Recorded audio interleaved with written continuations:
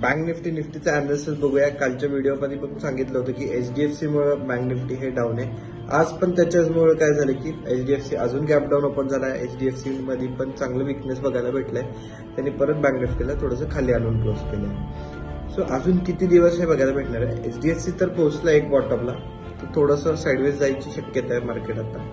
आणि निफ्टीचं काय, bank निफ्टीचे levels आपण बघूया इम्पॉर्टंट कोणते राहू शकतात. सगळ्यात पहिले निफ्टीमध्ये 21,500चा इम्पॉर्टंट रेजिस्टन्स सपोर्ट सांगितलं होतं आणि तो आता रेजिस्टन्सचं काम करतोय, कारण की तो ब्रेक झालाय आणि त्याने 300ला सपोर्ट घेतला. तर परत तो 500 पासून येऊन क्लोज दिला जाईल. जोपर्यंत 21,500 ब्रेक होत नाही, त्याच्यावरती जाऊन ट्रेड करत नाही, तोपर्यंत हा बुलिशमध्ये कन्वर्ट होणार नाही. अगेन उद्या जर का 21,500ला रिजेक्ट केला आणि परत खाली येतो, तर आपल्याला अजून लोअर लेवलला निफ्टी वगैरे भेटू शकतो.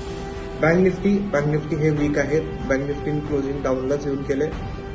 45,450 हे इम्पॉर्टंट लेवल आहे, सपोर्ट आहे त्याचा, आणि 46,000 रेजिस्टन्स.